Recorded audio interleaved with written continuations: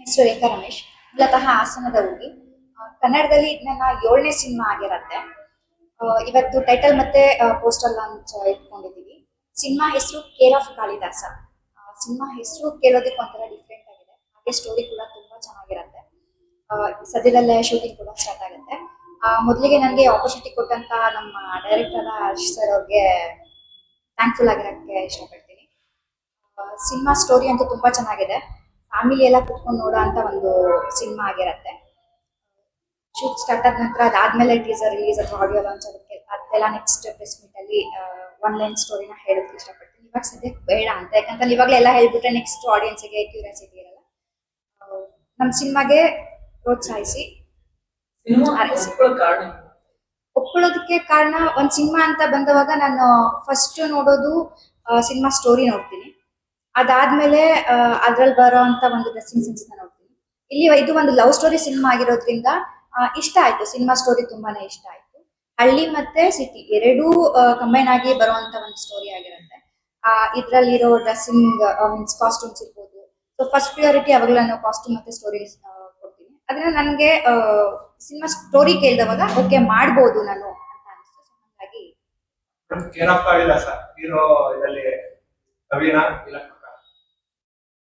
Sir ಅದು ಇವಾಗ reveal ಆಗೋದು ಬೇಡ ಅನ್ಕೋತೀನಿ ಸರ್.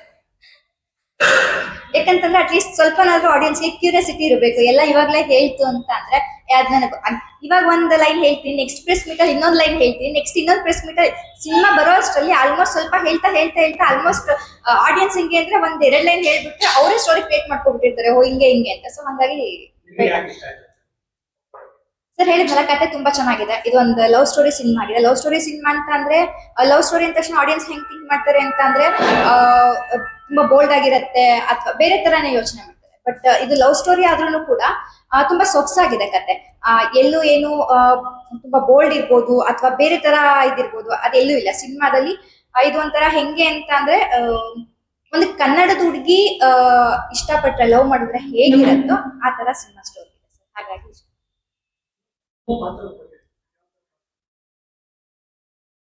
ಇಲ್ಲ ಸರ್, ಬಜಾರಿ ಹುಡುಗಿ ಅಂತ ಇಲ್ಲ ಸರ್. ಒಂದು ನಾರ್ಮಲ್ ಒಂದು ಹುಡುಗಿ, ಹಳ್ಳಿ ಹುಡುಗಿ ಮತ್ತೆ ಸಿಟಿ ಹುಡುಗಿ. ಇವಾಗ ಹಳ್ಳಿ ಲೈಫ್ ಇಂದ ಸಿಟಿಗೆ ಬಂದ್ರೆ ಹುಡುಗಿ ಹೆಂಗಿರ್ತಾಳೋ, ಹೆಂಗ್ ಹೇಳ್ತಾರೆ, ಸಿಂಪಲ್ ಆಗಿ ಹೆಂಗಿರ್ತಾರೋ ಆ ತರ ಸರ್. ಸಿಂಪಲ್ ಒಂದು ಸ್ಕೂಲ್ ಟೀಚರ್ ಇರ್ಬೋದು ಅಥವಾ ಒಂದು ಆಫೀಸ್ ವರ್ಕ್ ಹುಡುಗಿ ವುಮನ್ ಇರ್ಬೋದು. ಸೊ ಆ ತರ ಇರುತ್ತೆ. ಗೊತ್ತಿಲ್ಲ, ಎಲ್ಲ ಆಡಿಯನ್ಸ್ ಕೈಲಿರುತ್ತೆ, ಎಲ್ಲ ನನ್ನ ಕೈ ಇರುತ್ತೆ.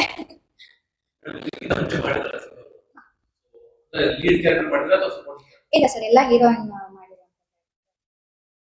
ಇದು ಕನ್ನಡದಲ್ಲಿ 7ನೇ ಸಿನಿಮಾ. ಅದ್ ಬಿಟ್ಟು ತಮಿಳಲ್ಲಿ ಕೂಡ 2 ಸಿನಿಮಾ. ಅಲ್ಲಿ ಪಾತ್ರಗಳಿಗೂ ಇದಕ್ಕೂ ಏನು ಅಥವಾ ಇನ್ನೇನಾದ್ರೂ ಬೇಕಿತ್ತು? ಇಲ್ಲ, ಇವಾಗ ಆಲ್ರೆಡಿ ಮಾಡಿರೋ ಅಂತದ್ದು ಹೆಂಗಿದೆ ಅಂತ ಅಂದ್ರೆ ನನ್ ಕಂಪ್ಲೀಟ್ ನೆಗೆಟಿವ್ ಕ್ಯಾರೆಕ್ಟರ್ ಇದೆ. ಇವಾಗ ನಾನು ಮಾಡಿರೋ ಅಷ್ಟು ಸಿನಿಮಾದಲ್ಲಿ ನನ್ನ ರಿಯಲ್ ಲೈಫ್ ಅಲ್ಲಿ ಹೆಂಗಿದೀನೋ ಸಾಫ್ಟ್ ಆಗಿ, ಸೊ ಅದ್ರ ಆಪೋಸಿಟ್ ಕ್ಯಾರೆಕ್ಟರ್ ಇದೆ. ಲೈಕ್ ಬಜಾರಿ ಕ್ಯಾರೆಕ್ಟರ್ ಇರ್ಬೋದು ಅಥವಾ ಒಂದು ಅತ್ತೆಗೆ ಸೊಸೆ ಆಗಿ ಎಷ್ಟು ಕೆಟ್ಟ ರೀತಿಲಿ ನಡೆಸ್ಕೋತಾರೋ ಆ ತರ ಕ್ಯಾರೆಕ್ಟರ್ ಎಲ್ಲ ಆಲ್ಮೋಸ್ಟ್ ಮಾಡಿರೋದು. ಬಟ್ ಇದ್ರಲ್ಲಿ ನಾನು ಹೆಂಗಿದೀನೋ ಹಂಗ್ ತೋರ್ಸೋದಿಕ್ಕೆ ಇದೊಂದು ಸಿನಿಮಾ ಇದೆ. ಇವಾಗ ನಾನು ರಿಯಲ್ ಲೈಫ್ ಅಲ್ಲಿ ಹೆಂಗಿರ್ತೀನೋ ಅದೇ ತರ ಈ ಸಿನಿಮಾ. ಒಳ್ಳೆಯವರು ಅಂತ ಹೇಳಿಲ್ಲ ಸರ್, ಯಾರು ಒಳ್ಳೆಯವರಲ್ಲ, ಯಾರು ಕೆಟ್ಟವರಲ್ಲ. ಎಲ್ಲರೂ ಸಿಚುವೇಶನ್ ತಕ್ಕಂತೆ ಚೇಂಜ್ ಆಗ್ತಾರೆ. ಬಟ್ ರಿಯಲ್ ಲೈಫ್ ಅಲ್ಲಿ ನಾನಂತೂ ಬಜಾರಿ ಅಲ್ಲ. ಇಟ್ಸ್ ಓಕೆ ಸರ್, ತೊಂದರೆ. ರಿಯಲ್ ಲೈಫ್ ನಾನಂತೂ ಬಜಾರಿ ಅಲ್ಲ. ಇಷ್ಟು ಮಾಡಿರೋ ಸಿನಿಮಾದಲ್ಲಿ ನನ್ನ ಬಜಾರಿಯಾಗಿ ತೋರಿಸ್ಕೊಂಡಿದ್ದೀನಿ. ಅಟ್ ಲೀಸ್ಟ್ ಇದ್ರಲ್ಲಿ ನನ್ನ ನಾನಾಗಿ ತೋರಿಸ್ಕೊತಾ ಇದ್ದೀನಿ ಅಷ್ಟೇನೆ. ಸರ್ ನೆಕ್ಸ್ಟ್ ಮಂತ್ ಮಾರ್ಚ್ ಇಂದ ಶೂಟ್ ಸ್ಟಾರ್ಟ್ ಮಾಡ್ತಿದ್ದಾರೆ. ಆಲ್ಮೋಸ್ಟ್ ಫಸ್ಟ್ ಶೆಡ್ಯೂಲ್ ಚಿಕ್ಕಮಂಗ್ಳೂರ್ ಅಂತ ಹೇಳಿದ್ದಾರೆ. ಫಸ್ಟ್ ಶೆಡ್ಯೂಲ್ ಮಾತ್ರ ಡೇಟ್ಸ್ ಗೊತ್ತಿರೋದು 10 days ಅಂತ ಹೇಳಿದ್ದಾರೆ. ಅದಾದ್ಮೇಲೆ next Bengaluru shoot. So March ಇಂದ ಸ್ಟಾರ್ಟ್ ಆಗುತ್ತೆ. ನನ್ನ ಹೆಸರು ಹರೀಶ್ ಸಾರ್ ಅಂತ. ಇದು ನನ್ನ ಬ್ಯಾನರ್ನ 2ನೇ ಮೂವಿ ಪ್ರೊಡಕ್ಷನ್ ಬಂತು. ಟೈಟಲ್ ಕೂಡ ಲಾಂಚ್ ಮಾಡ್ತಾ ಇದ್ದೀವಿ. ಬ್ಯಾನರ್ ಅಲ್ಲಿ ನಮ್ಮ ಪೋಸ್ಟರ್ ಕೂಡ ಫಸ್ಟ್ ಲುಕ್ ರಿಲೀಸ್ ಮಾಡ್ತಾ ಇದ್ದೀವಿ ಇವತ್ತು. ಸಿನಿಮಾ ನಾನು ಪ್ರೊಡ್ಯೂಸರ್ ಆಗಿ ಈ ಮೊದಲನೇ ಸಿನಿಮಾಕ್ಕೆ ನಾನು ಈಗ ಲಾಂಚ್ ಆಗ್ತಾ ಇರೋದು. ಸೊ ಆಲ್ರೆಡಿ ಹೀರೋ ಆಗಿ ಒಂದು ಸಿನಿಮಾ ಮಾಡಿದ್ದೀನಿ, ಯಾವ್ಯಾವೆಲ್ಲ ಅಂತ ರಿಲೀಸ್ ಕೂಡ ಮಾಡಿದೆ 2024 ಜೂನಲ್ಲಿ. ಈಗ ಈ ಸಿನಿಮಾನ ಇದೇ ವರ್ಷ ರಿಲೀಸ್ ಮಾಡೋ ಪ್ಲಾನ್ ಇಟ್ಕೊಂಡಿದ್ದೀನಿ. ಸಿನಿಮಾ ಟೈಟಲ್ ಬಂದ್ಬಿಟ್ಟು ಕೇರ್ ಆಫ್ ಕಾಳಿದಾಸ ಅಂತ. ನೋಡೋಣ, ಮತ್ತೆ ಏನಾದರೂ ಕೇಳೋದಿದ್ರೆ. ಇದೊಂದು ಪಕ್ಕಾ ಲವ್ ಸ್ಟೋರಿ. ಇದರಲ್ಲಿ full family entertaining love story. ಯಾರು ಡಿಸ್ಟರ್ಬ್ ಆಗಬಾರ್ದು, ಫ್ಯಾಮಿಲಿ ಸಮೇತ ಕುತ್ಕೊಂಡು ನೋಡಬೇಕು. ಒಂದು ಲವ್ ಅಂದ್ರೆ ಹೀಗೂ ಇರುತ್ತೆ ಅಂತ ಎಲ್ಲರಿಗೂ ಅರಿವಾಗಬೇಕು. ಟ್ರಯಾಂಗಲ್ ಇರುತ್ತೆ ಸರ್. ಇದ್ರಲ್ಲಿ ಟ್ರಯಾಂಗಲ್ ಅಲ್ಲ ಎಲ್ಲ ಕಾಮಿಡಿ. ಕಾಮಿಡಿ ಇರುತ್ತೆ, ಫೈಟ್ ಇರುತ್ತೆ, 3 ಸಾಂಗ್ ಇರುತ್ತೆ, 3 ಫೈಟ್ ಇರುತ್ತೆ.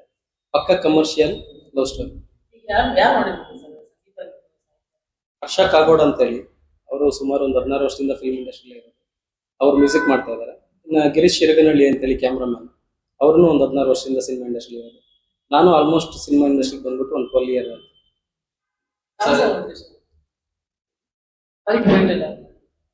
ಫೈಟು ಇನ್ನೂ ಫಿಕ್ಸ್ ಆಗಿಲ್ಲ, ಮಾಡಿಸ್ತೀವಿ. ಕಮರ್ಷಿಯಲ್ಗೆ ಬರುತ್ತೆ ಎಲ್ಲ. ಆರ್ಟಿಸ್ಟ್ ಮೇನ್ ಲೀಡ್ ಬಂದ್ಬಿಟ್ಟು ನಾನು ಮತ್ತೆ ಮೇಡಮ್ ಅವರು ಮಾಡ್ತಾ ಇದ್ದೀವಿ. ಸೊ ಇನ್ ಮಿಕ್ಕಿದ್ದು ಆಲ್ಮೋಸ್ಟ್ ಅಲ್ಲಿ ನಿಮ್ಗೆ ನೋಟೆಡ್ ಕಾಮಿಡಿ ನಾವು ಆಲ್ರೆಡಿ ಒಂದಿಷ್ಟು ಪ್ಲಾನ್ ಮಾಡಿದೀನಿ. ಯಾಕೆಂದ್ರೆ ಅನೌನ್ಸ್ ಮಾಡ್ದಲ್ಲೇ ಅವ್ರನ್ನ ಹೆಸರು ಹೇಳೋದು ತಪ್ಪಾಗುತ್ತೆ. ಸಿನಿಮಾ ಮಾರ್ಚ್ ಇಂದ ಶೂಟ್ ಸ್ಟಾರ್ಟ್ ಮಾಡ್ತಾ ಇದ್ದೀನಿ. ಡಿಸೆಂಬರ್ ಒಳಗಡೆ ರಿಲೀಸ್ ಪ್ಲಾನ್ ಇದೆ. ಸೊ ಅದ್ರ ಒಳಗಡೆ ನಿಮ್ಗೆ ಅಪ್ಡೇಟ್ಸ್ ಕೊಡ್ತೀನಿ, ಎಲ್ಲ ಅಪ್ಡೇಟ್ಸ್. ಯಾವುದು ಈ ಕಥೆನಲ್ಲಿ ಆಕ್ಚುಲಿ ಅದು ಕ್ಯಾರೆಕ್ಟರ್ ಹಂಗಿರುತ್ತೆ. ಕಾಳಿದಾಸ ಅಂತ ನಾನು ಸುಮ್ಮನೆ ಯಾವುದು ಈಗ ಇವೆಲ್ಲ ಸುಮ್ಮನೆ ಟೈಟಲ್ ಇಡ್ಲಿಲ್ಲ, ಅದನ್ನ ಕಥೆ ಪೂರಕವಾಗಿತ್ತು. ನಾನು ಯಾವ ಕಥೆ ಪೂರಕವಾಗಿ ಟೈಟಲ್ ಇಡೋದು. ಸೊ ಇದ್ರಲ್ಲಿ ಕಾಳಿದಾಸ ಯಾಕೆ ಅಂತ ಸಿನಿಮಾ ನೋಡಿದವ್ರಿಗೆ ಖಂಡಿತ ಅರ್ಥ ಆಗುತ್ತೆ. ಪ್ರೇಮ ಪ್ರಧಾನ ಆಗಿರುತ್ತೆ. ಸ್ಟೋರಿ ಯಾವಾಗ ಸ್ಟಾರ್ಟ್ ಆಗಿದೆ? ಇದು ಆಕ್ಚುಲಿ ನಾನು 2-3 ಇಯರ್ಸ್ ಬ್ಯಾಕ್ ಸ್ಟೋರಿ ಮಾಡಿಟ್ಟಿದ್ದೆ. ಬಡ್ಜೆಟ್ ಪ್ರಾಬ್ಲಮ್, ಪ್ರೊಡ್ಯೂಸರ್ ಪ್ರಾಬ್ಲಮ್ ಇದ್ದಾಗಿ ಹಾಗೆ ತಳ್ಕೊಂಡು ಬಂದಿತ್ತು. ಈಗ ಇದಕ್ಕೆ ಧೈರ್ಯ ಮಾಡ್ಬಿಟ್ಟು ಆಲ್ರೆಡಿ ಒಂದು ಸಿನಿಮಾ ಮಾಡಿ ರಿಲೀಸ್ ಮಾಡಿರೋ ಅನುಭವ ಇರೋದ್ರಿಂದ ಧೈರ್ಯ ಮಾಡಿದ್ದೀನಿ. ಸೊ ಅದೇ ರೀತಿ 100% ಡಿಸೆಂಬರ್ ಒಳಗಡೆ ರಿಲೀಸ್ ಮಾಡ್ತೀನಿ. ನಾಯಕ ನಟರು ನೀವೇ, ನಿರ್ದೇಶಕರು ನಿಮ್ದೆ, ಪ್ರೊಡಕ್ಷನ್ ನಿಮ್ದೆ, ಹೇಗೆ ಮ್ಯಾನೇಜ್ ಮಾಡ್ಬೋದು, ಈಸಿಯಾಗಿ ಮಾಡ್ಬೋದು. ಯಾಕೆಂದ್ರೆ ನಮ್ಗೆ ಗೊತ್ತಿರುತ್ತೆ ಅದ್ರ ಕಥೆದ ಆಳ ಆಗಿರ್ಬೋದು, ಆ ಕ್ಯಾರೆಕ್ಟರ್ದು ಡೆಪ್ತ್ ಆಗಿರ್ಬೋದು, ಅದು ನಮಗೆ ಗೊತ್ತಿರುತ್ತೆ. ಹಾಗಾಗಿ ಅದನ್ನ ನಾನು ಮಾಡಿದ್ರೆ ಖಂಡಿತ ಅದು ಮುಂದಕ್ಕೆ ಬರುತ್ತೆ. ಸೊ ನಾನು ಬಂದ್ಬಿಟ್ಟು ಹೊಸಬ ಪ್ರೊಡ್ಯೂಸರು. ನಾವು ಬೇರೆ ಎಲ್ಲರನ್ನೂ ಹಾಕೊಂಡು ಬೇರೆಯವ್ರನ್ನ ಸಾಕ್ತೀವಿ ಅಂತಂದ್ರೆ ಕಷ್ಟ ಆಗುತ್ತೆ. ನಮ್ಗೇನ್ ಗೊತ್ತಿದೆ, ನಮ್ಮ ಚೌಕಟ್ಟಲ್ಲಿ ನಾವೇನ್ ಮಾಡ್ಬೋದು ಅದನ್ನ ಮಾಡಿದ್ರೆ ಖಂಡಿತ ಸಕ್ಸಸ್ ಆಗ್ತೀನಿ ಅನ್ನೋ ಧೈರ್ಯ ನಮ್ಗೆ.